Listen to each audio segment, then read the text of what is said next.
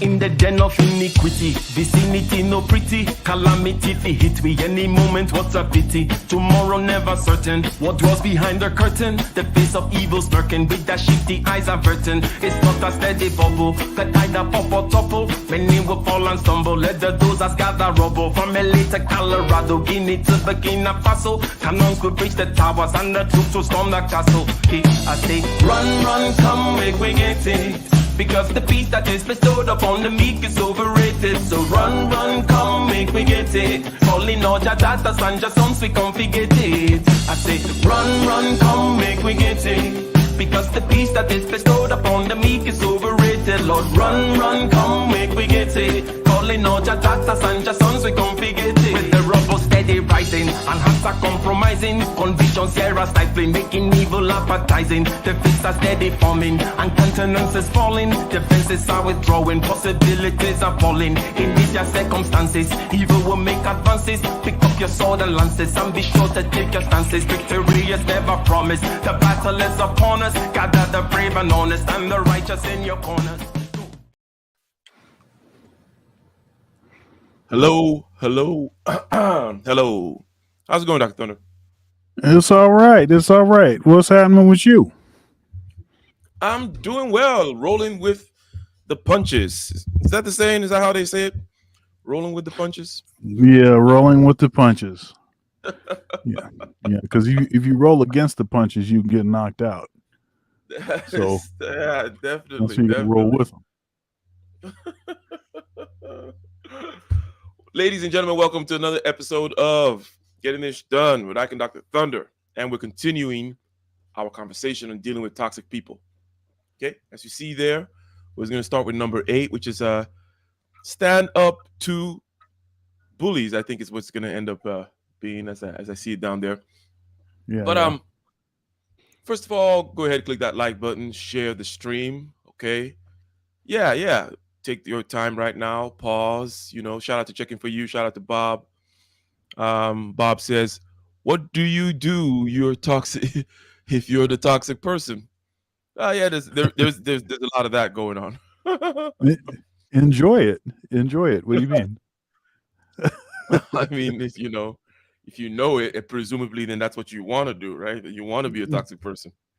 But otherwise, no, enjoy. Just revel in the fact that you're causing much more inner turmoil and angst in others, and But usually the thing is that there's equal parts ignorance involved with people that are toxic.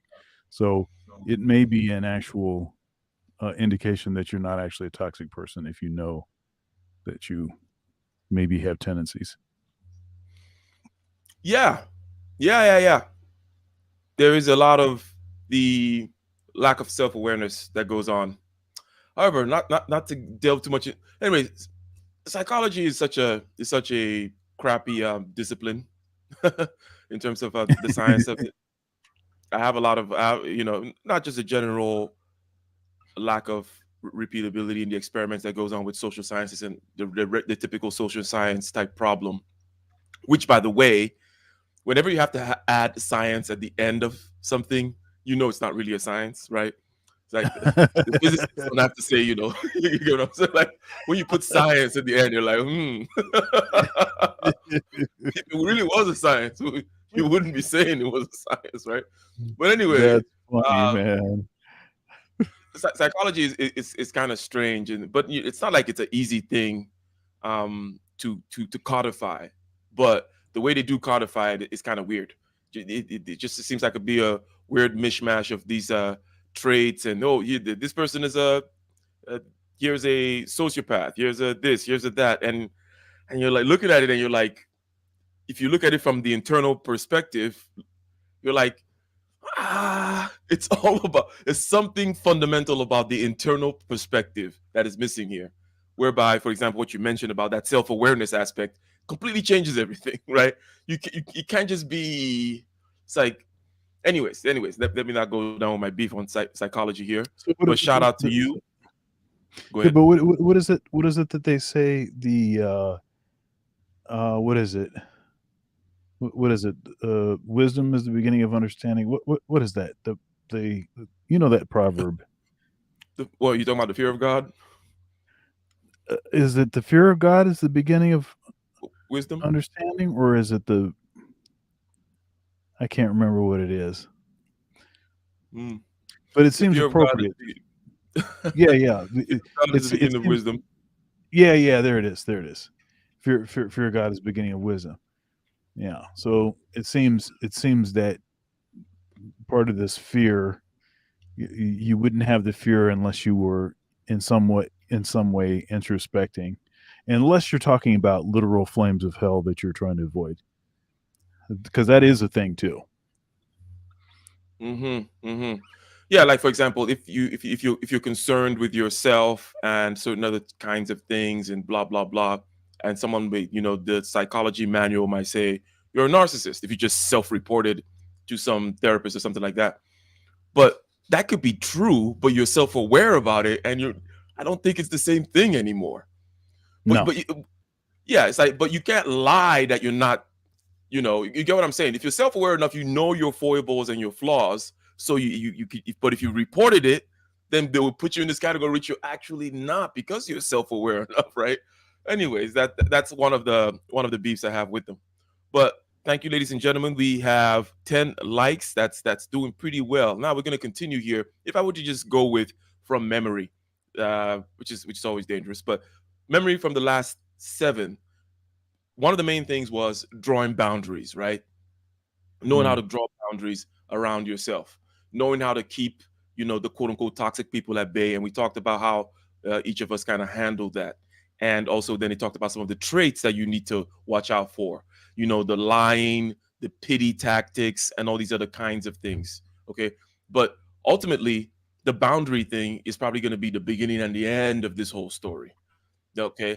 And then there's another aspect that has to do with developing a certain kind of self-awareness. Your powers of observation has to be keen so that you don't get blindsided by things.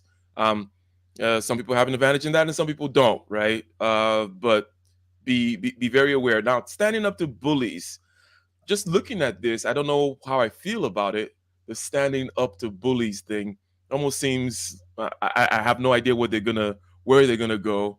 But let us go ahead and start with this one, see where it takes us. Again, like, subscribe, notification bell, all that good stuff. Shout out to you. Bullies.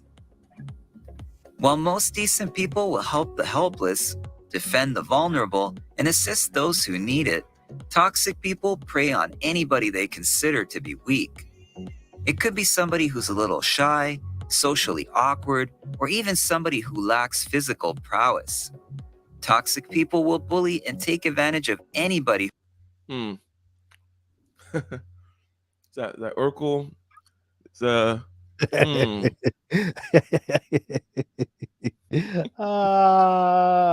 like the haircut. Sound like a little. I see yeah. a little What are narrow-shouldered the black dude. yeah, right? What is the suspenders, man? Um. With the thin Yeah. straps too. And yeah. Yeah. What's going on, man? What can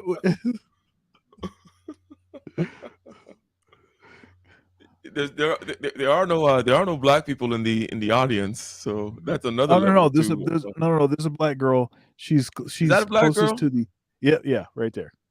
Yeah. Okay, I was kind of It's like, just is that black it's or is just she blurry. Asian or something? Yeah. Okay. No, I think just judging by the hairstyle and the way that the hair, it almost seems like she has like braids or something, because it's like a kind of a lump on the closest to the locker, like right there. Yeah. So that right there makes me think that it's a not being able to see, and the complexion is a little bit darker. So Okay. He's got the glass. I see glasses. Those must be okay. Anyways, yeah, they got the cameras out and everything. Okay, let's continue. Physical prowess. Toxic people will bully and take advantage of anybody who they think won't stand up to them. which is why it's so crucial to stand up to bullies, not just for yourself, but for others around you. Standing up to bullying is perhaps the most important way of handling a toxic person. Number 9. Now wait a minute. So I wonder about that last picture. Who was Okay. standing up to who there? Was it the yeah. was it yeah, Yeah. so was it the was this the retaliation? The dark-haired female, Mhm. is that the retaliation? Is she the one saying, "You're not going to bully me anymore"? Or is she the bully? In general, in general, man, you know, the question is framed incorrectly. If if you're not the bully, then there's something wrong. Mm. Mm. Right. So Mhm. why are you getting bullied? You should be the no. This is this is totally joking, and I know that getting bullied is not a good thing, especially today. So it used to be that if you got bullied when you were in school, you could get away. And what I mean by that is the bullying only happened when you were at school. Right? So maybe they, punch you in the stomach and take your lunch money. But or they, somebody thinks it's going to be funny to put you in the locker. Right? So maybe that happens, but you don't have social media. You don't have cyberbullying. These days, kids get bullied at school, and they get online and they're being bullied online too. And people are sending them direct messages and stuff, continuing the bullying. And that's like, man. Yeah, that is quite a bit much. You I want to was talk kind about of thinking freaking of psychological torture, man. Goodness. Mhm. I was thinking about like, oh, what are the demographics of this show, and does bullying apply after a particular age? Does it become something else? However, if you have been bullied in the past, perhaps it does kind of go with you into adulthood, and maybe some of the tactics might still apply even. But what do you think about the bullying after, after high school, let's say? Like, Yeah, what does it, I I've mean, worked for I've worked for some I've worked for some bullies. mhm, Um, you know, and it's interesting. So, okay, so I'll create a larger context, or larger, not context, a larger umbrella. I've worked for people that have been affected by bullying. So either mhm, if they were the bully or if they were bullied, right? Now, the way that it becomes obvious that they were bullied is whenever they get some power, they're going to make everybody pay. So it's like they're lording it over you too much. mhm. They're trying to make you kiss the ring, all of that kind of stuff. And I used to, something that I've said, in conversations with colleagues and other folks that I know, is there's just certain folks that you get the sense that they spent more time inside of the locker than, or they spent a great deal, studying the inside of their locker. Let's put it that way. When they're in school, they get of age, and then, they're going to make you pay. They're going to make you pay for it. Yeah, I do. But shout out to Bob. Shout out to Bob saying that Thank you so cyberbullying is much, the Bob. bullying you cannot turn off. Don't know if you have a round of applause for him here. I don't have my 1 second here. I sure do. road.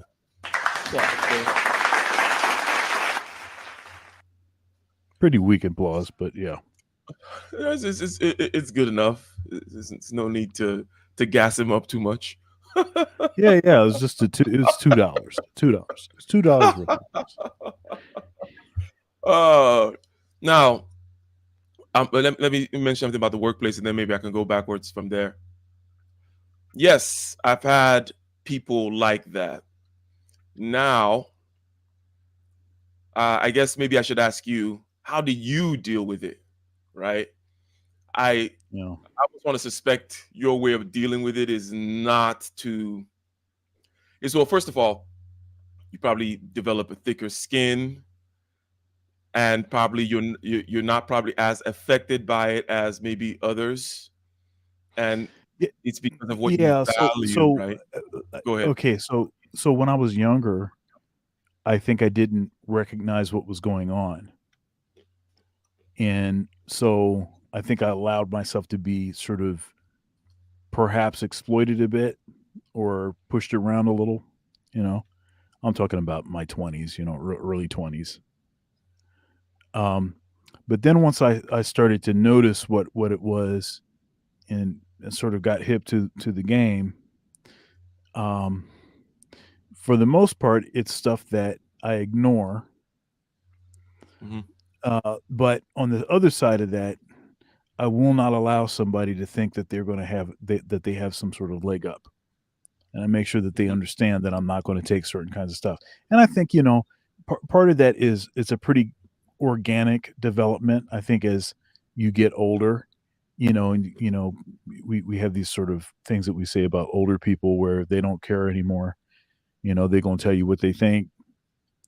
You know, um, they're beyond the age of caring about hurting your feelings or whatever it is, and so they're going to let you know. I think that there's part of it is that sort of the over time you sort of um, I mean, for me at least, I've kind of grown less concerned about stuff that I think there's enough history of me knowing that if I just let them do a certain thing, that's not going to play the way that I want it to.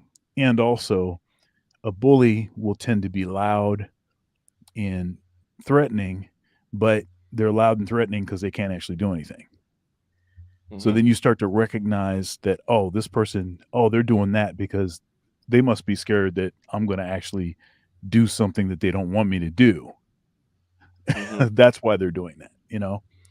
Um, That when you mentioned the loud and threatening thing, because I remember an incident at a barber shop. Now, very this is I was like, oh, it's because it's rare that you get situations like this as an adult, right? Um, Now I went to a barber shop, you know, and it's a black people barber shop, and I like going there because it is a little hood, so it's a little interesting for just people watching, right? You get you get the scene, right? There's so yep. people talk stories. It's a little kind of loud, a little rough around the edges, that kind of stuff. And I'm the guy that just comes in and sits quiet there, semi looking out of place, you dressed a little too well, and all that crap. And I, I think I kind of enjoy that. Kind of being, I kind of like being the odd man out in certain regards. But so I get on the chair, and this dude, I think he was drunk, right? That day. It was I think it's a friend of the barber. They were having something was going on that day. Him and his friends were there, and this dude got all super loud, and obviously, I'm a bit of a spectacle if you've not seen black albinos before. Um, Now he got super loud, and it was just doing the jokes thing, which is a little absurd in a certain regard. The alcohol made it a little over the top. I saw him again afterwards, and he kind of apologized because like he was drunk. But the point I'm making about it is I did not respond at all. Like there was no laugh or acknowledgement or anything. But I didn't know. I didn't. I was more kind of like embarrassed for him, right? Yeah. Because it's like, well, dude, like what is going on with you, right? That kind of a thing. It's rare that you get those kinds of instances in adulthood. Loud, going crazy, making all kinds of noise. You're feeling embarrassed for him, but I was just very calm. It is, doing my whole meditation thing, doing my breathing and all that kind of stuff. And now, it probably, I don't know how where he would have gone if, let's say I was a smaller dude, right? Will he have made it? Well, because at some point he was like, oh man, he's like he started like, even then he was like, damn, you're a big dude, huh? That kind of stuff, like, oh crap, don't hurt me or something, that kind of a thing. Right. So I was wondering if that was not a factor, if he, where he would have taken it, or how much more he would have been pushing the buttons. But I'm well practiced in that regard ever since I was I've been conscious. There's been some kid, as somebody pointed out, kids are mean, right? So kids have been doing this crap since I was in kindergarten, right? So standing up to them is something that I rarely have to do, but sometimes you have to just do it for your own, just to kind of see that, okay, this actually works and it doesn't. But otherwise, it's a question of ignoring and controlling yourself. And when you can control yourself, and I can take this all the way now to adulthood and the job situation where you're just ignoring what somebody is doing. If you're controlling yourself and you know where your power lies, right? Because I'm always very conscious of power, and of power of different sorts. Power that come from your competence, power that comes from your connections, power that, and on and on and on. Such that this guy, okay, this particular guy at the director level, okay, at this particular job, would try to say certain things to other directors, okay, but Yeah. it'll end up coming to me before they took any action. You get what I'm saying? It's like, because I made a reputation for myself. People knew who I was, and I know how to. I quite consciously, as I said in the last episode, I quite consciously, put out my web out there. I'm like this spider in the center of the web. There's a web of connecting to people, and it's all based on competence. It's all based on something that I can do for them, or they've done for me. So it's not just feelings type stuff. It's kind of real. So that when something is happening at some node over there in the web, it comes back to me even before the person reacts. It's like, oh, you said Ike did this? You know what? Let me ask Ike rather than let me escalate it or go do something about it or blah, blah, blah. It's like, let me ask Ike. And also, by the way, when you are competent and you have a track record, okay, it's not just competent, okay, if you have a track record of of getting things done, then you can be a little, people will look the other way with regards to whatever little thing somebody wants to bring up. If there's some box you didn't check and somebody's trying to say, oh, trying to be a workplace bully and say, oh, or trying to lord it over you, as you're saying, trying to make you kiss the ring by saying, oh, you must check this box, there's going to be somebody else that's going to be like, dude, what are you doing? Why are you trying to make, what's going on here? This is our best rep out here. You're trying to make, what's your problem? Why are you going on the power trip about this crap? You better stop it, right? So that is a good way. If you build these concentric rings of, concentric circles of protection around you, if you are very competent at what you do, such that anybody that has called you has gotten good service, both internally and externally, okay? Within your company and outside the company, people know you, they like you because of what you can do for them. Then when people try to start raising crap, they're like, whoa, what the hell, right? Stop it. But yeah, that is kind of interesting that I had that whole barbershop thing. But ultimately, it's about ignoring. And I like what you mentioned about a certain, you mentioned organic and time, but I'm going to perhaps put it in a different context. You have to trust the process. A lot of people want to rush through encounters with people, or they don't understand that, look, you got to wait. You have the power of time when it comes to somebody acting this way in the workplace. The power of time and the right opportunity for them to look like an idiot or the right opportunity for you to get them, okay, or the right opportunity for them to just freaking be gone, right? And Right. you'll still be there. You can always outlast, somebody. Just have the patience. If your ego is so big that oh, no, no, no, I don't like using the big ego thing. Again, one of my psychological quibbles. But if your ego is so small, right, that you cannot stand, it being poked a little, and you have to jump to reaction. Like, oh, let's say I was at the barber shop that day, I had to start, throwing words back at this dude or some stupid ish like that. Or at the workplace, I have to immediately react. That's not being a true master of things, because time will always expose an opportunity for you, so long as you're conscious enough. I don't know. Any reactions to that before we move on? Yeah. The time thing, the sort of building a hedge of protection around yourself by having a lot of great interactions with other folks. You're developing a network, um, of people that you can do something for, that they can do something for you, not based on feelings, but based on like what you actually offer of value. All that stuff is great. Um, and for me, it's like I realize that these folks can't actually do anything to me, and there's a certain kind of resolve with that. That you can raise your voice, you can say X, Y, and Z, you can try to make something uncomfortable for me, but in the long run, you can't even do anything. You can't do anything to me, and I don't need you.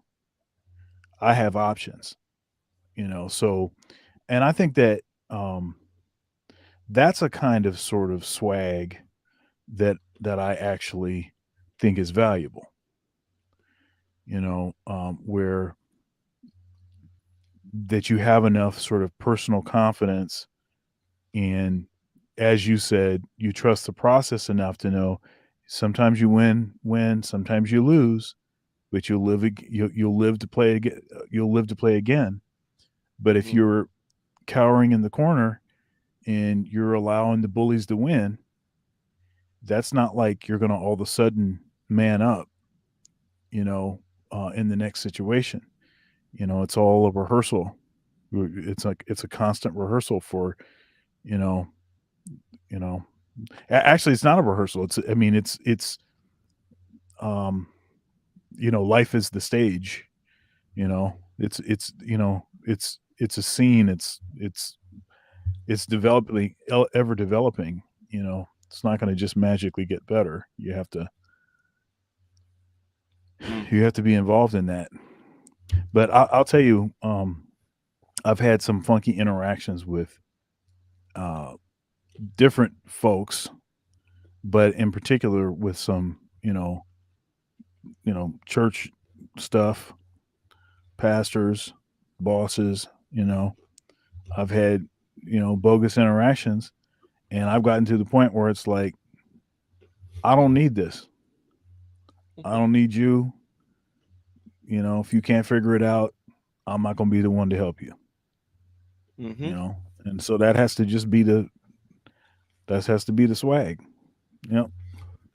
It's got to be the swag. It almost should almost ooze out of you, right? People should almost kind of know. Now, it's when I say things like this, it's like some people just have an inherent advantage over others. It's like if you're a bigger dude, and if you have a particular kind of uh, self mastery about yourself, and you're probably introverted as well, then it's easier to pull that off, where people just kind of know that they're not going to go very far with you, right? But Yep. you learn that from this person I'm talking about. Learn that from that introverted big dude that looks like you can't go far with him. You should steal a little bit of that stance, right? And have something to back. In other words, be willing to walk away. 100%. Yes, be willing to. And how can you walk away? Well, as you say, Dr. Thunder, be someone of means and of meaning or whatever, right? Be somebody that has something going on for yourself, both in terms of the skill and also in terms of the network as well. And the network should be based on the skill. Now, there are people whom, just because of their personality, I guess I should just mention, because there are people for whom that extroverted feeling thing, that wanting unity, and where their sense of self and their sense of meaning really comes from others. Okay. Now, and there's nothing that you or I can do about that. That's how they are. That's how they're built. Okay. You've probably either encountered or maybe even dated one of such people. Okay. They do exist in the world. Okay. So you know that these people exist. Now, they tend to have these are your self-healing, self-care, and in other words, of all the 16 personality types that I'm using as my rubric here, these are the most common. But now there's 16 different personality types, so it's not like we're talking about 50% of the population, but these are the most common. Okay, and it makes sense because we're social animals, right? So people whom are very, very, very primarily 100% focused on the social thing for their sense of meaning and their sense of belonging and all that stuff, makes sense that they would be quite common. Because after all, a world filled with people like me is going to be system-wide a little weird and dysfunctional. Like, now, from a systems perspective, if I were to be honest, right, it can't be that. Some people have to be out there doing the whole social and being socially focused type stuff. Now, for those people, I don't know. Like, you're like, get rid of them. Get rid of them. Yeah, that's right. Get rid of those. we need it. This is one I'd be a fan of. Like, what is this Google chip that they're supposed to be putting in people's brains? Oh, yeah, shit. maybe you can like reprogram that extroverted stuff. Yeah. That well, you stay no snap all of them out. However, Oh. I mean, yeah, there are some days when I actually do feel that way about this crew, because here is something about this type of person. Everybody projects, right? That's kind of what we do psychologically. Their projection, though, is the worst kind. These are people whom they need to put you in everything they see through a lens of some kind of a social thing. So they think that everything you do is about them or the group or something. It's like some kind of, in other words, they don't like that you're operating on some kind of principle or theory, right? Or some kind of abstraction, that's how you're operating. No, it's got to be about you say that, but it's really because you don't like this person, or really because you don't like me, or really because you're against that group, or really because you're a misogynist, or really, this is how they are. I've studied them enough, okay? And that is very annoying to me. As somebody I'm a big time theorist. I'm a big time principles kind of guy. And by principles, I'm not talking about moral principles. I'm talking about living from axioms, living from an abstract place that's where I'm basing my stuff on. It's not about the feelings or, oh, I don't like this person's hair, that's why I'm not going. That's why I'm just pretending that I'm this, but I'm really that. These people project that onto you a lot. They want to put you in a box, right? These are the people who are also prone to things like Trump derangement syndrome and stuff like that. But that aside, they always want to put you in a social box. And if you don't fit in that social box, they want to beat you into it. So yes, I do agree that, yes, I think they need to be fixed. But to that point, I'm saying that they need to early on know this about themselves and fix it. I think that therapy is mainly made for these idiots. Okay. These are the ones who really, really need therapy as early as possible. If you're somebody who is extroverted, feeling focused, and go find out your MBTI personality type. If you are mainly getting your sense of meaning and sense of self, sense of belonging from the group and all that kind of stuff, you need to really work on your psychology. The sooner the better, because you are that toxic person, most likely. Also, it's the truth. Now, there are people out there that are there's this guy called Chamath Palihapitiya. I've used. He's part of the All In podcast. He's an Indian guy, an Indian billionaire. He, for example, is an example of somebody whom has that function high up in the stack, but he has overcome it. Okay, through growing up as a poor immigrant and stuff like that, and certain kinds of adversities, and coming out on the other side, he's way more refined now. He can play this extroverted feeling thing very well, you can still tell that he's very good at it, and that's where he's coming from. He's coming from that feelings place, but he has he has mastered it. He has gone through his therapy or whatever the hell it is. So it is possible to come out on the other side and be healthy. But god damn, these people are broke. As I said, these people are always talking about self-healing, self-care. People who most say things like, oh, I give too much and I never receive, and you're like, what the hell are you talking about? I don't even understand what you're saying. Well, if you're giving, stop giving. Who the hell is asking you for this crap you're giving? These are people who do for you and then they hold it over your head. Well, you never ask them to do for you. You know what I mean? Like, they're such a crazy breed. Okay, and they're all over the world. Yeah, go ahead. Yeah. I'll tell you, one of my biggest pet peeves is when these kind of folks, they will volunteer to give stuff, and then on the back end, when it's been shown that they're not doing a good job, then they're trying to use that as leverage. Mm-hmm. So it's never that they're actually giving too much. It was a manipulation the whole time. Mm-hmm. Mm-hmm. It's anyways, that's my rant on the person whom has extroverted feeling high up on the stack of their functions. And these people, again, for someone like me, my personality type, will probably the most furthest apart. And here's my last word on them. The most annoying thing about it for me is I understand them 100%, I would say. Well, from a cognitive perspective, but they can never even begin to understand me, right? That's why that's why I don't even, these days I try to avoid them as much as possible. It's like, I get them. I said, okay, like I haven't said before, like, it's system wide. I can see why social animal. Okay, you guys exist for this reason. You guys are going through using this particular lens but go ahead and fix yourself. But me, they just see me as some kind of demon, right? I'm doing something bad. I'm out to get some crazy-ish in their head. Anyways, let us continue. Yeah. Well, the thing is that it has to do with control. They can't control someone like you. Yes. That stuff that they do doesn't impact you. You just it's like water off a duck's back, and then you don't fall for any of the stuff. So then you're the enemy. And I get the same. I get the same thing.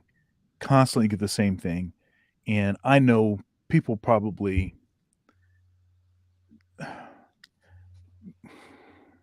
There are folks that I work with frequently. I'm sure that I'm not talking about people that are close to me, but just people that I work with.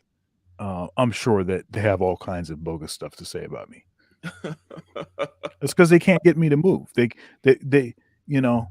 can't push me out the way.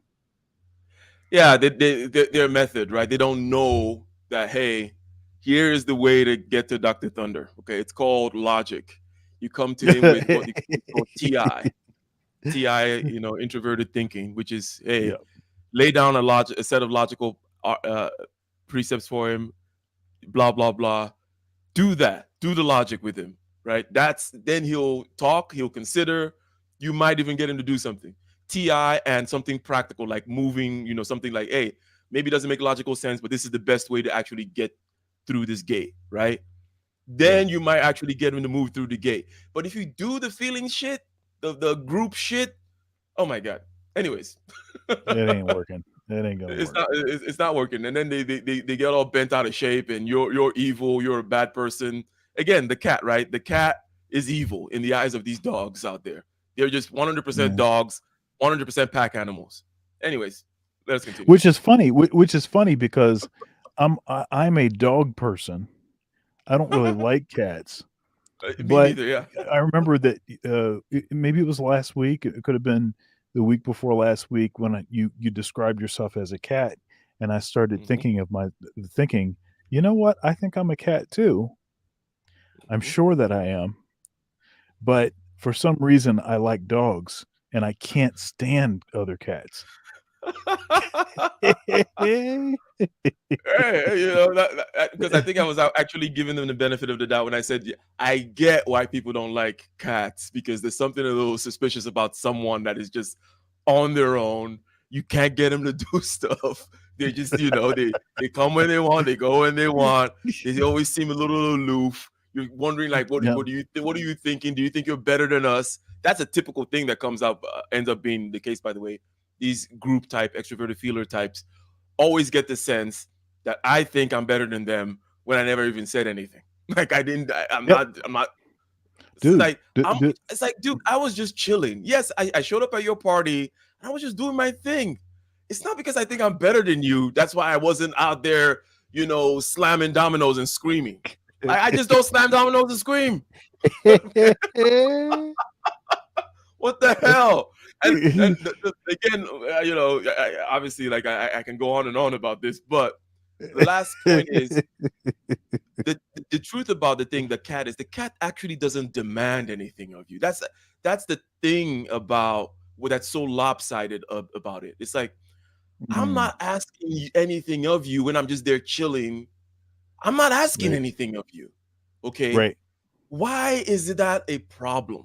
It's like I'm literally like you could just do whatever. Like if you ask me, hey, can you help me move the chair? I'll get up and help you move the chair, and then I'll go back. I'm not asking anything of you, but that's a problem to them because you're not in their this kind of a whirlpool where they have the control, right? You're not in that glue where they can push and pull because that's how and they're very controlling. Anyways, that's enough of these people. So that's definitely, I think that's a lot of context actually as to this whole bully thing, because they tend to be also the bully types and the toxic types as well, and also getting these are the types who will come to you every day with a new story about new drama because they live in that sticky situation where there is drama. There's drama at the Domino's table. You stay away from the Domino's table, you're not going to be seeing drama, right? But anyways, That's right. Most important way of handling a toxic person. Number 9, stay aware of emotions. You can't stop someone from pushing your buttons if you don't recognize when it's happening. Maintaining emotional distance requires awareness. Sometimes you'll find yourself in situations where you'll need to regroup and choose the best way to move forward. When it comes to dealing with a toxic person, it's very important to assess and know your emotional state. This way, if you are really on edge, you can avoid contact rather than being pushed into a reaction that you will regret. How do you do that? How do you deal with this kind of emotional being, you know, in control, being aware enough and such? Yeah, you know, now admittedly, that's probably one of the weaknesses of my sort of a personality type is that I'm probably not as aware of other people's emotions. And and I can admit that I probably have from time to time, and maybe more and probably more often than I'm aware, didn't say the soothing thing in the right timing or whatever. You know, I think I expect people to communicate, you know, like clearly communicate. So if you're having an issue with something, if you're feeling a certain way, whatever that way is, that you can express what that is. Perhaps if you think that I've done something to contribute to that, or I didn't do something in a particular time frame that made you feel like I cared or whatever, whatever that is, then I guess I just expect people to communicate that stuff. But then on the other side of it, I kind of, especially if we're talking about in a work sort of environment, I'm supposed to care about you, how you feel. Why is that supposed to matter to me? if I'm talking about in a jobs environment, I'm not Mhm. talking about, at home. I'm not talking about family members or something. I'm saying, look, now I happen to work with a lot of folks that are friends of mine that I would consider friends and that would be friends even if we didn't work together. Those would be the ones that I would, show concern for because I know enough about them to be able to tell certain things. But even with that, probably the reason that we get along is because they understand that they have to communicate to me because of what my personality type is, you know. Are you Um, aware of your emotions? Because in this case, it'll be important because one of the things that they said is to know when you are on edge so that you yeah, don't. yeah, Yeah. yeah. So, um, and maybe it took their point differently, like the like understanding the emotions of someone else, so you sort of understand how measured you Mhm. should be or whatever in the response. But if it is the case that they're talking on the other side of that, yeah, I'm aware of my emotions. And I can, if I mean, everybody has sort of a range of emotions. I know what happens when I start to get I can get agitated or frustrated with something. Um, and so I know not to respond when if I'm in that state. But for the most part, I'm pretty I'm pretty Mhm. flat. Yeah. I'm Yeah, me too. For the most part, fairly the same kind of reactions. However, um, it is very important to know when you're slightly off, when you woke up on the wrong side of the bed, when you have a little bit of extra back pain today, whatever it may be. Okay, um, you need to know what that is, and if you want to get technical with it, one of the ways in which I do is to check the breathing, right? If you're really calm, okay, there are many physiological correlates to that. Okay, if it's not like it's a mystery. It's not like you have to check your thoughts also. Like, oh, let me just see what I'm thinking. No, physiologically, you're gonna know. Okay, if you're clenching your fist and clenching your jaw and your breathing is shallow, you're probably not calm. Okay, like and you kind of like, oh, what are you talking about? There's nothing wrong with me. Yeah, if you notice those things physiologically, then you gotta like, oh, today will be a day where I'm gonna project a little bit extra. Okay, where I'm gonna be a little bit more of a stickler than perhaps I should be. My OCD probably is gonna be more active today. I'm gonna see, a little disorganized table and I'm gonna want to freaking, kick someone in the head, that kind of a thing. It's very important that you know that. Um, have you had the thing, and perhaps these are related, um, but have you had the thing where you're just I mean, I've had the thing where I'm just I'm just trying to get in here and get some stuff done, right? And I don't have any time for any BS. I don't have any time for any foolishness. I'm just, I've dialed it up. I'm ready to get it happening. So I'm not doing a bunch of small talk. I'm not doing any of that. I'm here to work. And often is the case that people take that like you're I don't know, you're angry or you're frustrated or something. And it's like, well, I'm actually not frustrated. If you keep bringing that up, I probably will become frustrated, yeah, you know. I But do. I do have that. Give Bob a little round of applause again. He deserves another yeah, one. yeah, He yeah. dropped another. Thank you very much, Bob, for the super chat. We'll address your comment right here. Thank you very much. We'll address the comment and the question shortly. Yes, I do have that state where, so I talked about some physiological correlates where my breathing is actually very nice and it is deep.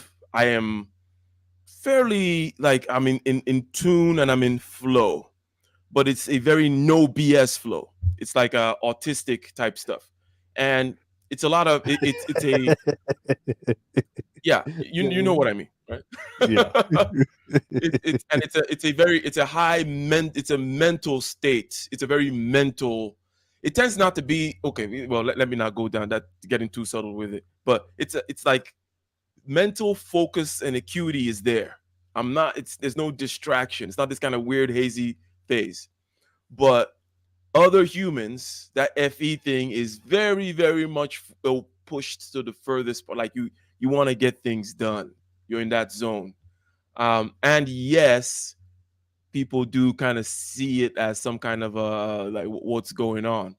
And even then, I try to because de facto you can be harsh. Well, let me speak for myself. I can be harsh in those states because I'm just like, hey, like just, um, I'm in machine mode right now. Okay. Eric Weinstein talks about it like, he gets that way like when he's locked in his room, he's involved in a deep physics problem, and he said that he can only communicate with others with like grunts and stuff.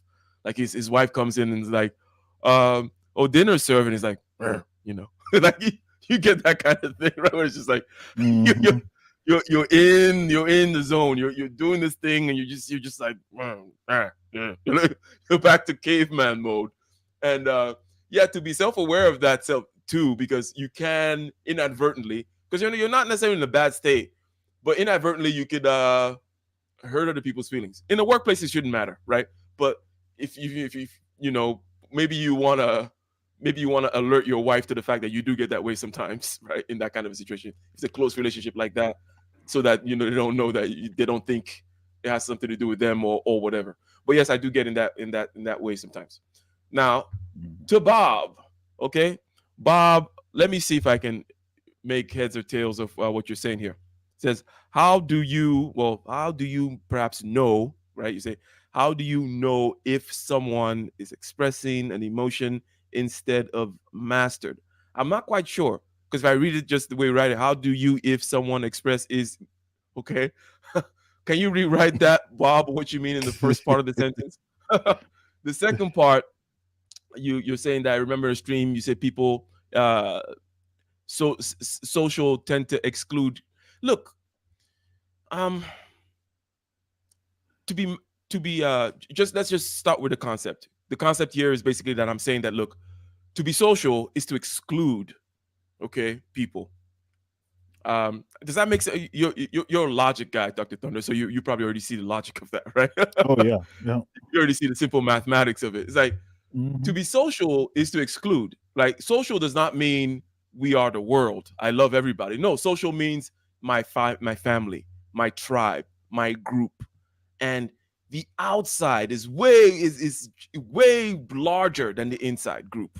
Okay, yeah. So it's about keeping that inside group intact and in control and in the way you like it and in the way such that it gives you meaning and a place in your life. So social people, and if you find this a lot, like people who come to you and complain about some of their friends that are doing some kind of weird social game. Now they're mean girls type stuff. Let's say mean girls type stuff, which is all stems from this extroverted feeling type, social cohesion type stuff, is about in group versus out group. And you have this new friend now. So since you have that new friend where you think you're better than us now, that means I can't hang out with you anymore, because if you're hanging out more with her. So you find that these so-called social people, let me not make it about the people. The concept of being a social animal is way more about exclusion than inclusion. It's about the out group. It's about the in group, obviously, but also about the out group. You cannot define the concept of in group without having a border, that other people are not allowed to penetrate. And that border is well guarded. And people are always wanting to either, if you violate some kind of rule, like you bring some foreign material in, or you start associating with some other people across the other border, across the other tribe, across the other friend group, all of a sudden it's gonna cause perturbation in their worldview. This is the worldview of these people who are overly socially focused. Hope that part makes sense. Then you're writing here, you said, how do you know if someone repressed or mastered his emotions? Okay, that one is going to come out through. That's a good question. That's a good question. Let's go back and forth on this, Dr. Turner. I'll state one, see what you have to say. The one aspect is going to come out through communication, right? Communicating with the person regarding their emotions. Someone whom is repressing their emotions would not be able to speak intelligently. And by intelligent, I mean, in a way that you can understand, in a way that they show that they can parse down your stuff. For example, I just talked about physiological correlates to how you feel and X, Y, and Z. If I'm talking like that, that I'm not repressing my emotions. That I know exactly. We just gave some subtle kind of different states that we could be in. We're not repressing it. We know these different subtle states. So it can come out through communication. That's one way. But what are your thoughts, Dr. Turner? Yeah, so the sort of difference between these two. So repressing means that you're not addressing whatever the issue is. Perhaps you're self-medicating, right, to alleviate the symptoms of the unaddressed underlying issue. Okay, so that's repression. Whereas mastering it would be acknowledging what it is. It doesn't mean that you won't still feel whatever that issue is, that you won't think about it, that it won't still give you pause, but it means that you're aware of it and you are you're aware of it, you're aware of how it tends to sort of creep in, and then you've devised a strategy to I don't know, I don't want to say push it down. I want to say expose whatever the issue is and perhaps talk it through, perhaps get some therapy. Sometimes, see, for men, there's a lot of pushing therapy, hey, get some therapy. But often is the case for men, the way that men do therapy often is they maybe pick up a new hobby, they go on a fishing trip, maybe they go on a guy's trip, a fishing trip, and they don't even talk to each other while they're fishing. And it's just the peaceful what's happening, and that's what they need. Sometimes talking it through is not necessary. I think it depends on what it is. I think it depends.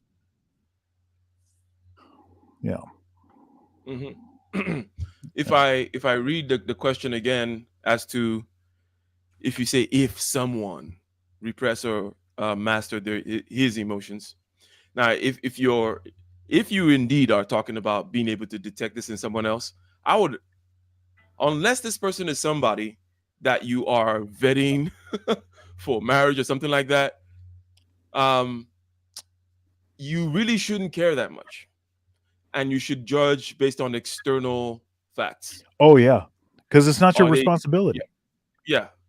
Are they doing X? Are they doing Y? Right? And again, go back to the previous episode where I was like, okay, where you're relating with people primarily should be, as they say, men relate shoulder to shoulder. In other words, we're looking at something else. We're standing next to each other, right? Well, we're looking at something else. We're looking at a piece of work. We're looking at a trajectory. We're looking at a problem. We're looking at whatever it is, right? We're looking at a topic, or we're discussing. So are they doing that? Are they doing that in good faith, or are they gaslighting and goalpost shifting and all that? If they're doing that, then then it's like, okay, cool, they're disqualified. You're not standing next to them anymore, right? Um, so, but if it's somebody that is, in a, let's say, in a close relationship with you already for some reason, or you're stuck in the family dynamic with them already, then the communication piece, and it should not be very difficult at all to get to if somebody knows what they feel, right? And how they deal with circumstances. And what you were talking about, Dr. Thunder, is being able to put emotions perhaps in the right, proper context and in the proper place, put it in the proper container and place it in the proper shelf of with regards to your life, the arrangement of your life priorities and what should be affecting you and not affecting you. And this, by the way, is I always tend to emphasize that everything is about the internal, right? But I think that, when it comes to success in anything at all, after all, this is a show about getting ish done. Again, like, share the stream. When it comes to success, your ability to grind through your own blocks and stuff like that, your ability to roll with the punches, as we started out with, right? And not just in some kind of gritting your teeth and, alphaing your way through it. That's not good. You're gonna die. You're gonna die early, right? You can do that, but you're gonna die early. There's no free lunch. Your cortisol is gonna be through the roof. There's gonna be all kinds of inflammation going on in you. I'm talking about physiological things here. That it's gonna happen. It's not but it's like, yeah, this is why people die from stress. It's not some kind of spiritual thing that happened to them. Okay, but anyways, you got to roll through the punches in a mastered way. That's why the repression thing is not a good thing. You got to process the emotions. It is interesting. One of the ways in which my emotional processing happens is, well, for sure, go ahead, check out my meditation videos. You know how I kind of go through and observe yourself. You got to observe yourself to be able to create a space between whatever is happening, which I kind of liken to, let's say, the weather system, like the weather system of yourself, the weather system of your physiology and physiognomy or whatever. It's happening, and then you create a little bit of space by observing it. Oh, here's a heartbeat beating fast, and crazy thoughts coming through, and can't seem to be able to breathe properly. And if you observe that, then there's some kind of space created. So being able to observe that and then really notice how it makes you feel. Now, this other feel that I'm talking about is not the physiological feel, but the emotional feel. Okay. And this is, by the way, how you know somebody knows what the fuck they're talking about, or they're not repressing themselves. So there's just physiological sensations, right? Let's say you're angry, and there's physiological sensations that go with that. There's the raising of the temperature. There's the standing of the hair. There's the beating of the heart. Those kinds of things happen. Okay. But then there's the emotional feeling. It's not, and that one has a mental connotation to it. It has a whole value-based connotation as well. It's about your pride was insulted, let's say, right? So not only are you looking at the physiological stuff, but also don't run away from the fact that your pride is insulted. Look at that. Say, hey, my pride is insulted here. I feel put down by this. You actually sit there and both observe that physiological stuff and observe this what I'm calling emotional stuff. When you do that, for me, here's what tends to happen. If it's really something that's really heavy, I end up having a dream about it. Okay, it's just a way of processing stuff. Oh, and yeah. And then in the dream, you go through the motions and the emotions, right? And it's a good sign, actually, that, and after that, I'm able to then get up, and then you do it's been put in a container. It's been put in a jar, placed on the shelf. It's not gone, okay, until I've completely addressed everything I need to address. But now it's there. I've moved. It's almost like you've moved past it. But if you just got angry, flip the table, rather than look at yourself, you flip the table. Okay, rather than stop and breathe, you went crazy. Rather than notice that, hey, my pride is insulted, right? You just completely ignore that. You ignore your whole value system, your cognitive system. Just ignore everything.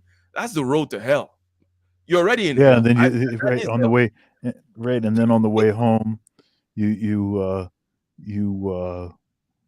get in a fit of road rage, get pulled over by the cop, and then you try to keep it keep it real with the officer, Mhm.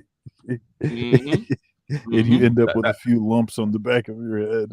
Yeah, and then you're like, you see, life is so unfair for, blah, blah, blah, blah, that kind of stuff. It's like, it's you, bro. You gotta know how to deal with these things because um when you also, because look, life will happen to you. More life happens to you the more you try to actually get something done. Okay, it's not gonna be less of this stuff, right? It's gonna be more. It's gonna be more crap you got to deal with. Okay, you know, you're like, oh, I want to go start a business. I want to start a business and make a lot of money.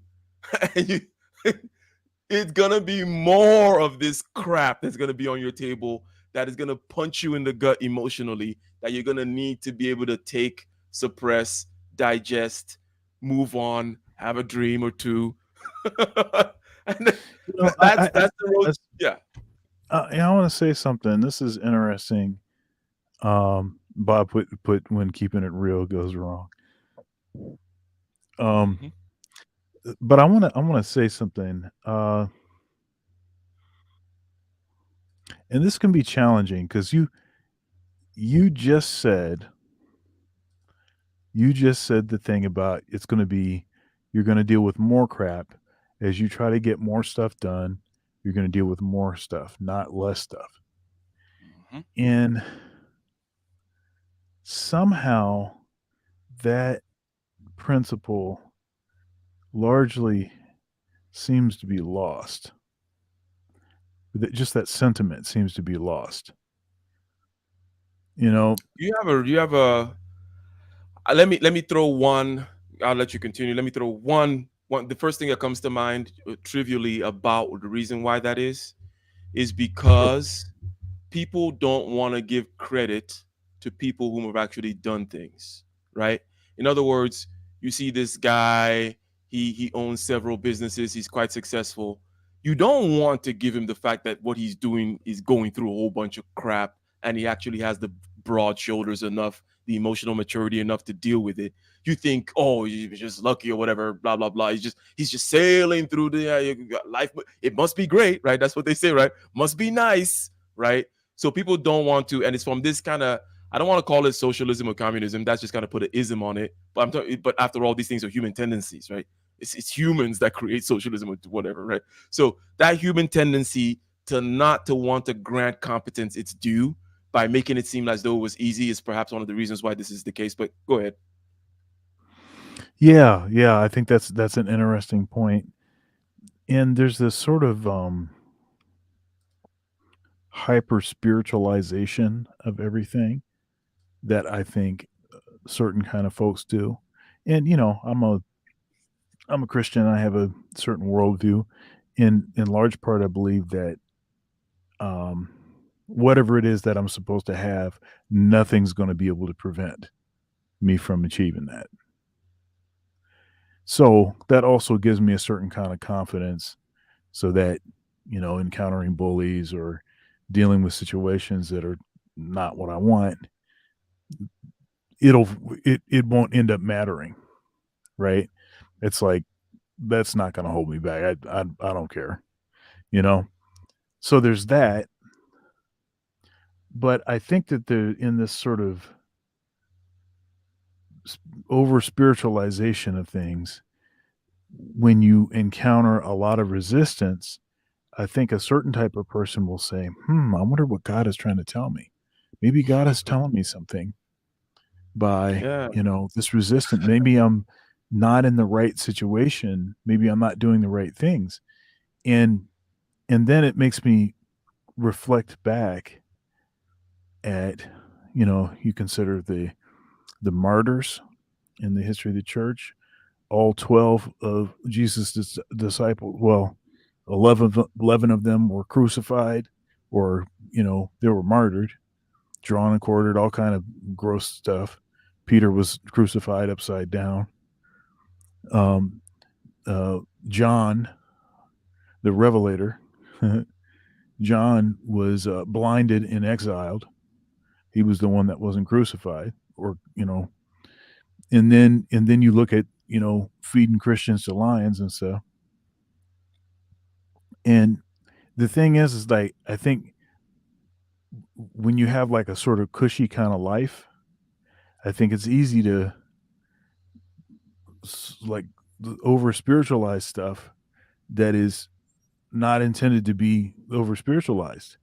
If you're doing the right things, often will be the case that you'll be met with resistance.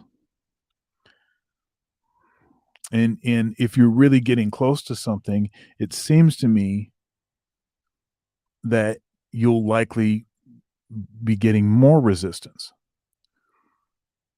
And it could come from all kind of locations. And I was sharing with you before we started the stream that it seems like to me, since about October when I got in that car accident, there's been a series of things that have not gone the way that I would have wanted them to go. A lot of resistance, a lot of push, a lot of pressing back, and I've had to really lean in. And if I'm honest, I've had some questions about and some dreams and things about what it is that I'm doing. And we just celebrated MLK Day. It was this past Monday, and MLK was martyred. He was killed, and I happen to believe that he was killed because he was onto something. He was actually pressing something that needed to be pressed. He got killed for it. So when you think about it in that context, then perhaps if you're not doing the right things, then it'll be easy. It'll be easier. And when you are doing the right things, perhaps you'll actually be struggling. There's a saying, I can't think of it. I can't think of the saying. It's about how. Is it about your Denzel Washington thing? Yeah. I knew you were going there.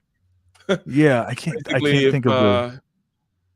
Well, if things are going, I can't put it in quite the succinct quote, right? But it's about things are going very smoothly. Then that's how the devil wants it. Like the devil is, it's like, hey, don't if you're not having a hard time, right? Then you're doing something wrong, right? You must be doing something wrong, right? So that's the sentiment. That's the It's more sort of colorful and artsy and stuff. But yeah, that's the sentiment. And so folks are going to push back. And if you're advocating for stuff, then that is not popular stuff to advocate for. And if you're actually saying things that are meaningful and really reaching, whatever, I think it's likely you'll get resisted. Certain folks don't want you saying certain things, and they're going to push back when you start saying those things. And I'm trying not to get too spiritual about this, but there is this idea that there is a God of this world. So the God of this world has sort of set things up in a way to reward certain behaviors and to resist certain behaviors. And the God of this world, we're not talking about this ain't the good God that we're talking about. So if you're being resisted, I do think that could be a sign. Now, I'm not saying that that's categorically the case, because you could be getting in your own way and be creating all kind of issues for yourself. Yeah. And that's actually the issue. Yeah. And that's part of, okay. You said a lot there. Shout out to and I'll respond to it here. I got something bigger for this. There you go. There you go. Thank you. $9.99, $10 from the iPhone user. Good Money Metals says, I'm late. Already learned so much. I appreciate these videos. Second time here. Well, make sure you subscribe. If you're not subscribed yet, make sure you share the video. Appreciate your presence here, Dr. Thunder. So a few things you mentioned this kind of a pushback that you're going to get within the social realm, which is almost like inevitable, right? With regards to you saying something, use the MLK example, for example, right? Or you know, you're going out there, you're pushing a particular program, saying a particular truth or whatever it may be, and then you're going to get pushback in the social realm. That one is like almost the most guaranteed one, right? It's like you better be ready, right, for that one. 100%, it's coming, right? So I'm not going to add too much to that. That's 100% real. The last thing that you mentioned about within the context of over spiritualization, you're like, okay, something is going wrong. Hence, is this a sign that I shouldn't be doing this? Blah blah blah. So you're saying don't do that, but on the other hand, yes, because the world is chaos, right? Yes, this may be the wrong result that you're getting for this particular phase of the experiment. This is the learning experience. You know what I'm saying? Like, who said that everything is just gonna be 100% hit? It's like, yeah, you're pushing your way through. You're learning. Yeah, so that has to be taken into account, and neither one nor the other should be taken to this level of spiritual whatever, right? Like, it is what it is, Yep. On to just circle back to the whole point of doing more. Forget even in the social space, if you're going to try to achieve things, right? You're gonna get hit with great power comes great responsibility, right? As they say. You want that power, you want that capacity, you want that whatever, you're gonna take a bunch of lumps, right? You wanna have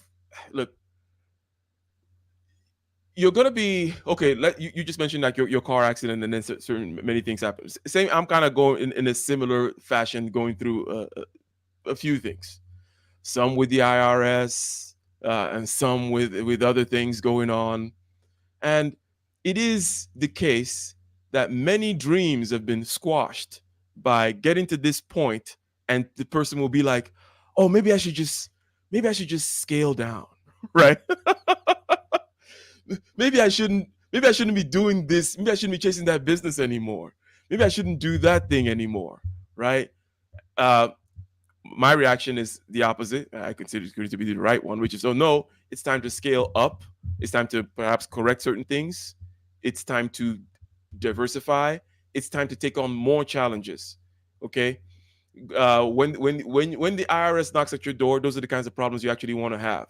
When Congress calls you to testify, depending on what you're testifying on, I'm not saying go do bad things. If you don't do bad things, right? If you just happen to be Mark Zuckerberg and you create a Facebook and Congress is just on your butt, right? That's the kind of problem you want to have, right? It's not going to be the case that you do these big things and people are not going to, you're not going to brush up against the established order, okay, and entrenched interests of all kinds, whether again in the social realm social/political realm, right, as you expressed, or just in the realm of just getting things done. And you want to establish, you're establishing a company, you're figuring things out as you go. All kinds of things are going to be hurled at you. And many dreams have been, downsized by them taking the wrong or making the wrong reaction. The wrong reaction is to scale down. The wrong reaction is to get psychologically broken by it. The wrong reaction is to be sulking about the damn thing. Okay. And these things are not easy. I'm not saying that they're easy to deal with. It's not easy, but the things that we've said in this video and in the previous one, even though they're about dealing with toxic people, at the end of the day, they have to do with both setting boundaries and having a realm of control whereby the center being yourself, you're controlling yourself is the most important part. It is going to help you with dealing with both toxic people and also dealing with all the things that life would throw at you as you continue to push against the wind here. That's the Yeah. way it is. Okay. Yep. And again, this is why I have very I am as you know, I love the word hierarchy and stuff like that, and I do have a great deal of reverence for that stuff. And to the degree to which people steal and are unjust and they get to the peak in the wrong way, um I don't focus on that, right? I don't understand. Again, the desire to focus on that I find very strange. Like, of course people do bad things to get there, right? Is that the majority of people? If we want to get to that, if I want to grant them their stuff, it's a small percentage of people whom are not actually providing value, right, that succeed. Okay, it's a small percentage of just pure grifters, or what economically is called rent seekers, that are out there.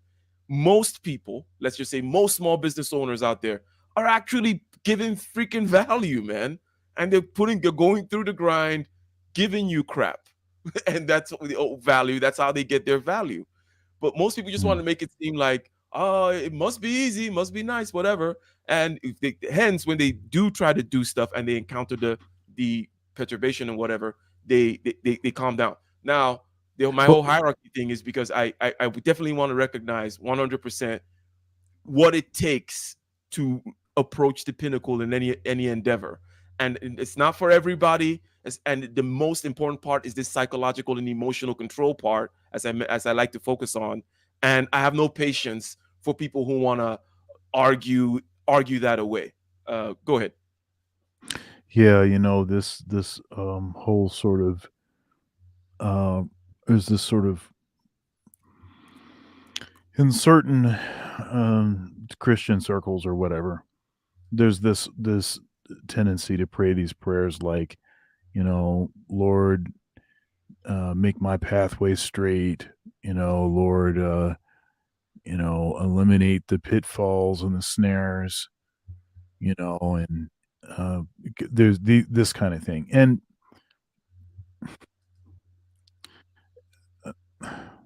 I'm not suggesting that's totally invalid, but I am suggesting that if you face adversity, that's not a sign that your prayer was not fervent, or that you're on the wrong. You just have to press through. And you have to think about it too. Like, if you're trying to reach for something that is not common, you have to know that there are some uncommon demons that are going to fight against you.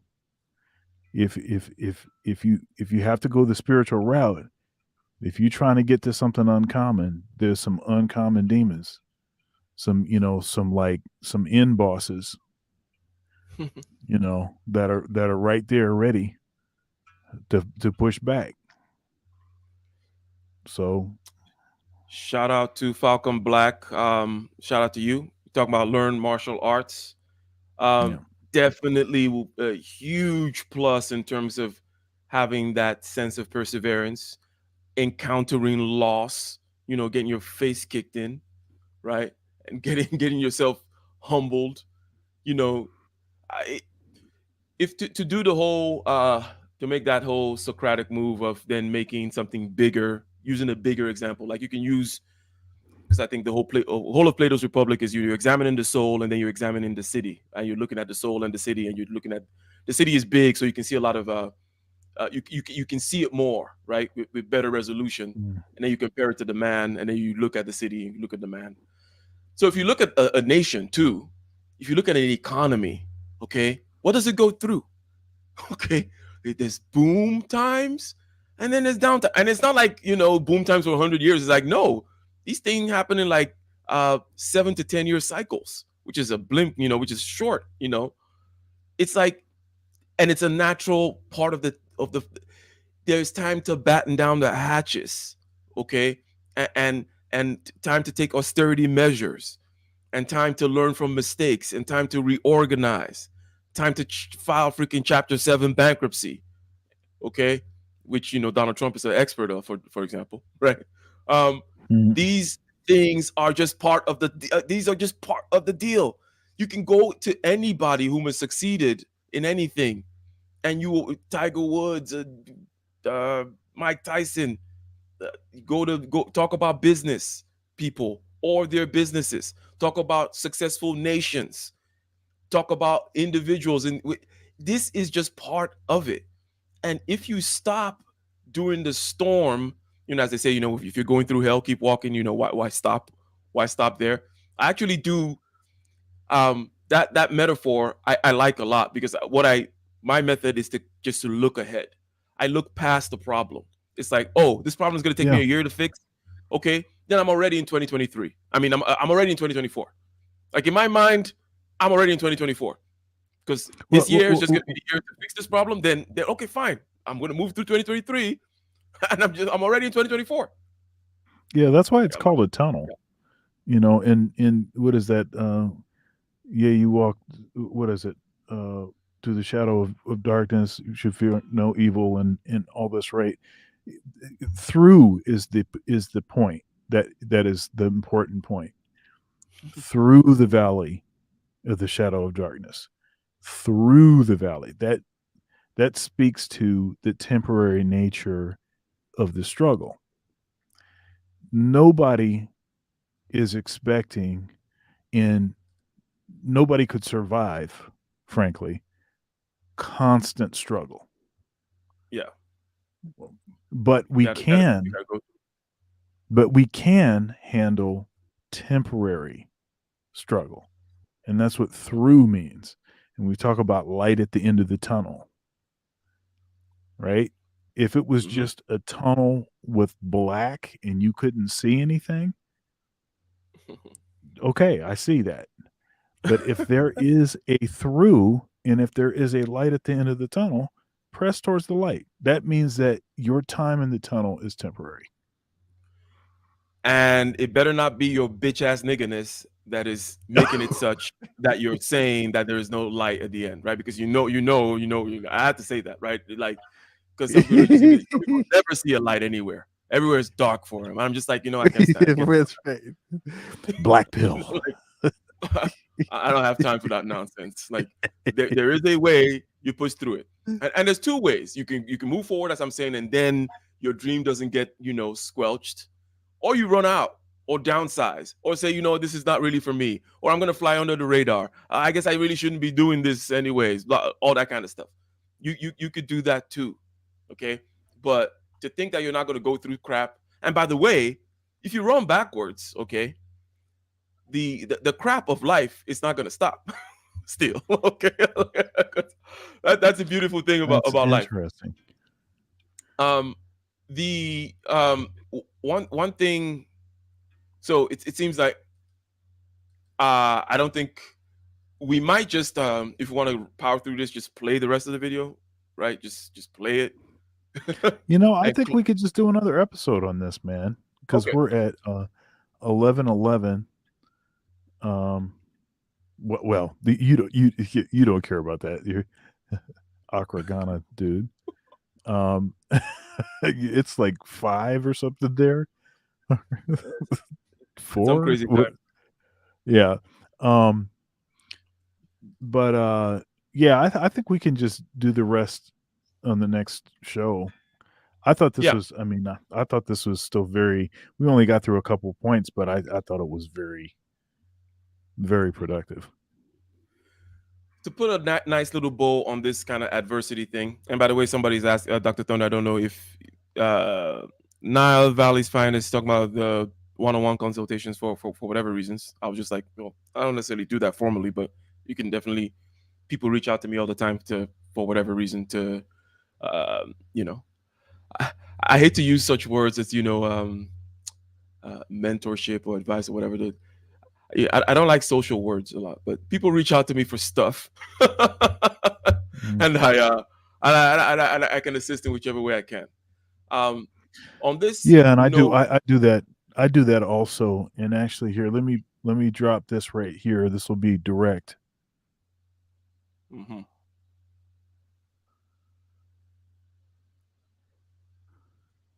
Walking through the valley of the shadow of death.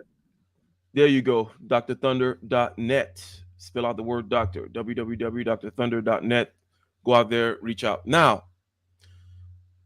so Mr. Bob saying y'all are glutton for punishment, that kind of stuff. Okay, sure, right? And it's one look at it. And then as I read that, I have to go back to my whole blues spirit thing. You see, there is something, now I happen to be a creative person, okay? So maybe this is only works for creative people, but I don't think so. But there's something also beautiful about walking through that valley of the shadow of death. There's something that puts a smirk in the corner of your face. Maybe that's the glutton for punishment part that he's talking about, okay? But all the stuff I'm kind of going through right now and having to grind through it in certain weird ways or whatever, there's something kind of sweet about it, where a lot of good art comes from it for sure. I can tell you that, just to speak from a pure utilitarian way. Hey, you can get a lot of quote unquote inspiration for some good songs, some good writing, some good whatever can come out of it. But also just deep within my soul, deep in my spirit, there is something that about this that makes life sweet. There is that the black day of the whatever that they're like, yeah, right, the dark day of the soul.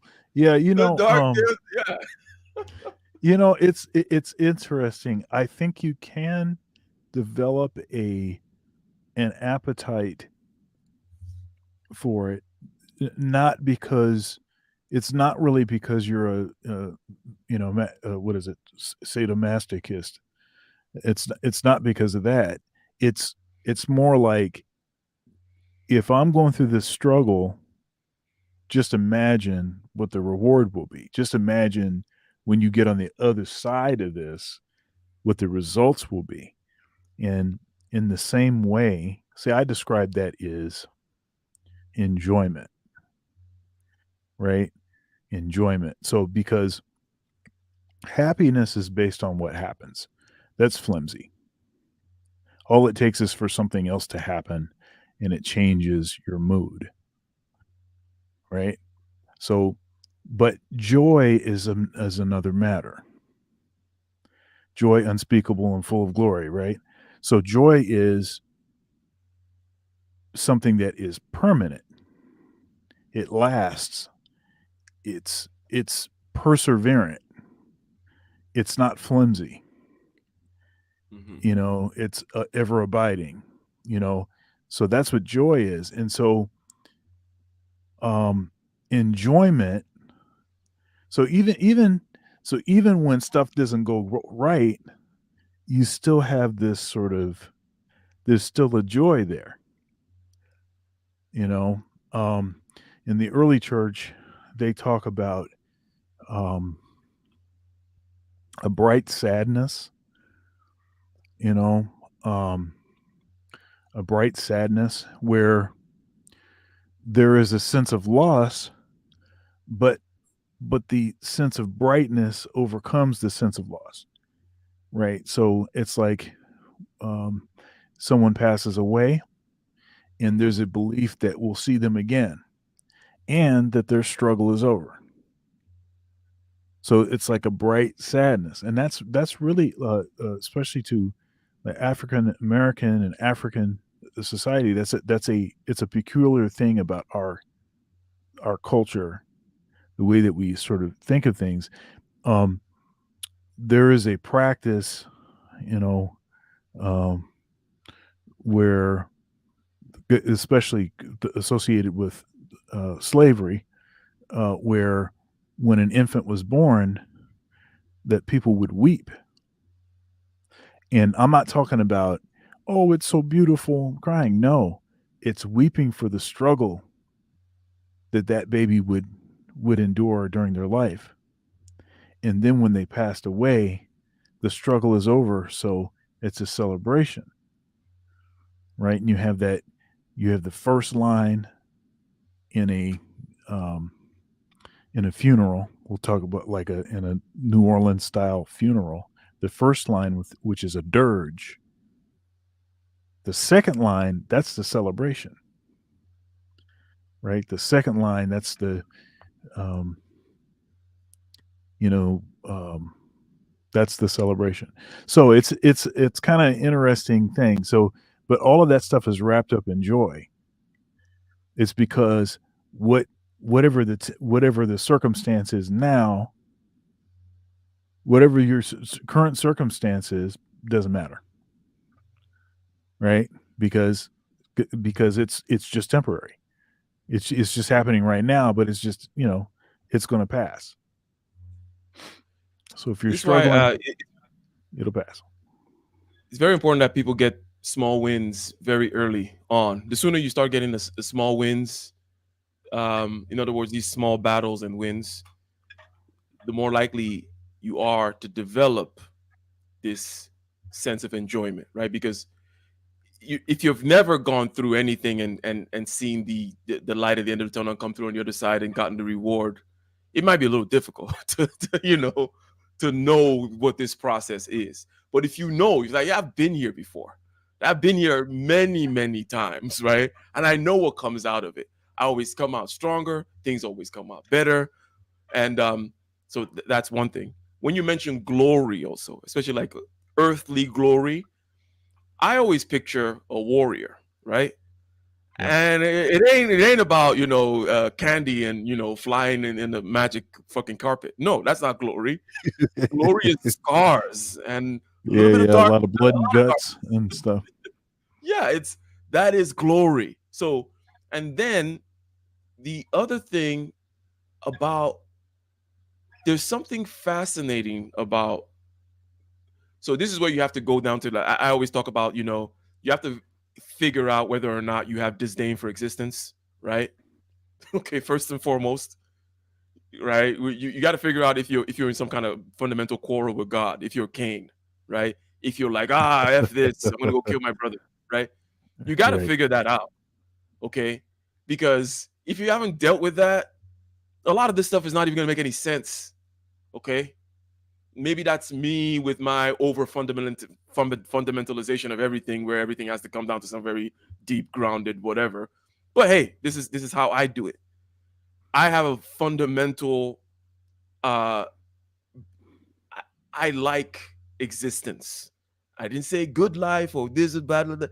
Existence. That's life, death, pain, sorrow, happy, everything. Existing, right? And then everything that comes with it, obviously, right? There's, I don't have to add everything, but the existence itself. And there's something beautiful about the more mysterious, meaningful, and by meaningful, I just mean like the shallow meaning in terms of like death, for example. Death hits you meaningfully. You don't have to think about it too much, right? That's my sense of saying it's shallow. But there's something beautiful about that, where it gives you, it adds to that. You remember the mystery again, like, this life thing, this existence thing, it is a trip, right? So for me, all that is kind of part of it. And the more the harder it is to grapple with, in a certain sense, the more mysterious it is, the more beautiful it is. And if you have an issue with that, you may have an issue fundamentally with existing, right? And that is a deep problem with you, because nothing else is going to work beyond that. You're going to go through life trying to check boxes. Oh, I'm going to get the right grades, and then so that I can get in the right school, so that I can get the right job, and then so that 2 years later I'll become an associate, so that 10 years later I'm a partner, and so that, and then at some point you break down, right? And you have these stupid things like midlife crises or whatever the hell happens. You make everybody around you unhappy, right? If you're a woman, you say I'm not happy, and you blow up your marriage. All these stupid things that these freaking idiots do, right, out here in the world. Yes, most people. That's what I'm talking about. And yes, I do get this way from time to time. I am this way all the time, right? Like in terms of just looking and saying what I really see. Yes, most people are just ill-equipped for existing, and they don't even know.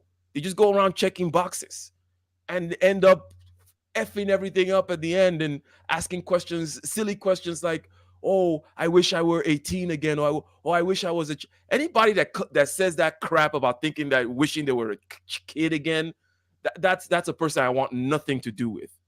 Like you're the fundamental bitch ass nigga. If you're dreaming of, oh, I was a child, get the fuck out of here. Anyways, I'm gonna well, I wanna calm down, but it seems like we're gonna do another episode on this. Okay, this is about dealing with toxic people, dealing with toxic situations, self mastery, and whatnot. Dr. Thunder, what is this Thursday? You already did the Thunder Thoughts. What's up? What's happening in your channel next couple of days? I'll drop something and then we'll go out. Yeah, I'm doing. I've got Two Dads React tomorrow. I don't know the topic yet, but that's gonna be cool. It'll be 10 p.m. Eastern Standard Time. So looking forward to that. With God Rules, and then of course tomorrow morning, next 2 mornings actually, Car Thunder. Been kind of getting into some stuff, which is very interesting. Last night I did started to review that Vice masculinity panel. The modernist versus the traditionalist, which is somewhat of a dumpster fire, but also provided a lot of fertile ground for discussion. And yeah, lots of stuff's happening, lots of great stuff. I was on a short per day thing and I kind of got off of that. I'm going to get back on my shorts. And also keep in mind that I am migrating my music content over to my new channel, Dr. Thunder Music. So if you can head over there for that, and then all of the regular sort of conversational kind of stuff that y'all probably know me for, that stuff will stay on the same channel where it is, my main channel. So that's what's happened. Oh, and last week I did a Cannonball Adderley Nancy Wilson concert, which went really well. So yeah, lots of stuff happening. There's a lot of positive stuff, but look, there's a lot of pushback. If you're gonna be doing cranking stuff out and getting it in and doing all the different things and telling saying stuff like I don't have FU money, but I have FU tenure, then you can't really be surprised when people try to test you on that. Mm-hmm. Oh. All right. And ladies and gentlemen, I'll probably be over here in Africa for an extended period of time, probably till March or something like that, rectifying certain situations and whatnot. And so the video quality is an issue, but bear with me on that. As far as the videos goes, as far as these pre-records with the graininess and all that crap, I'll probably just stop using the camera and do pre-records where I'm mainly sharing the.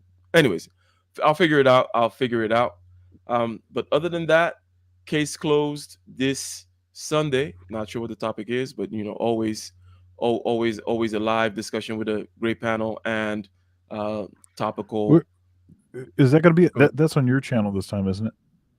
Yeah, case closed. Yep. My channel this Sunday coming up, and then come back next week for Getting Ish Done. We'll be continuing this conversation, which seems to be getting deeper into what I call real psychology. Anyways, like the real psychology of doing things.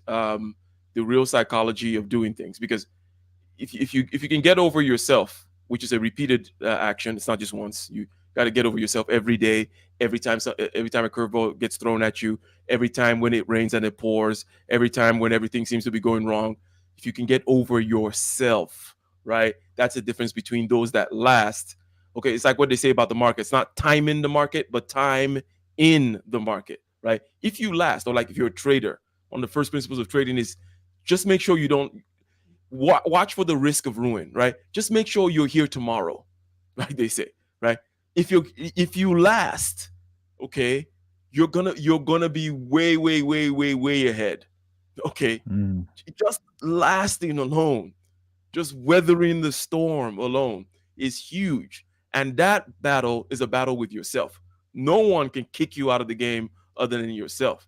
No one can, do some stupid thing, risk it all, and blow everything up other than yourself. And even when that happens, hey, pick yourself back up and move on. Actually, I saw a documentary on Charles Ponzi, whom, by the way, the whole Ponzi scheme thing is based on him. And it turns out that he's actually not the kind of guy he's not the character that you would think he is. He was lots of good things to learn from Charles Ponzi. Now he did something rather stupid, but he never actually took the money and ran away. He never he had this kind of he had this delusional belief that he was going to be able to make the investments work at the end of the day. And this was a guy who literally donated his skin. Talking about, taking the shirt off your back. He took the skin off his back and donated it to some woman who needed skin grafting in order to survive. So just an example of the kind of person that he was. But also, he had a great deal of perseverance and belief in himself. And then he ended up doing this stupid thing where he thought he could, double people's money. But then, he started robbing Peter to pay Paul, paying the other people with new money that was coming in. He never actually stole any of the money, but obviously that thing is going to bust at some point, right? So, I don't know why I went into Charles Ponzi there, but it was the trading analogies and stuff. But anyways, ladies and gentlemen, been a good show. Thank you for stopping by. Thank you for the likes. Thank you for the super chats. Shout out to Good Money Metals and Bob for their contributions. Shout out to those of you who participated in the chat. For those of you also watching quietly, shout out to Mike V, Bob, the rest of them. Until next time, peace. Peace.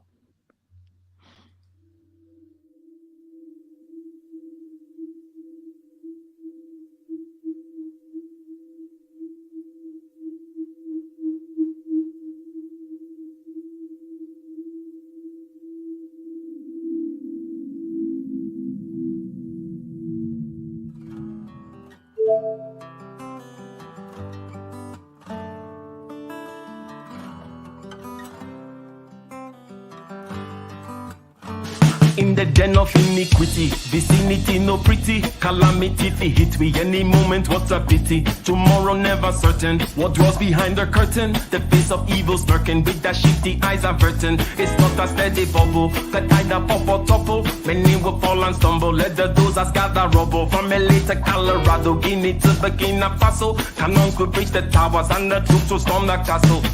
I say, run, come, make we get it. Because the peace that is bestowed upon the meek is overrated. So run, come, make we get it. Calling all your daughters and your sons, we come get it. I say, run, come, make we get it. Because the peace that is bestowed upon the meek is overrated. Lord, run, come, make we get it. Calling all your daughters and your sons, we come get it. With the rubble steady rising, and hearts are compromising. Convictions here are stifling, making evil appetizing. The fists are steady forming, and countenance is falling. Defenses are withdrawing, possibilities are falling. In these your circumstances, evil will make advances. Pick up your sword and lances, and be sure to take your stances. Victory is never promised, the battle is upon us. Gather the brave and honest, and the righteous in your corners.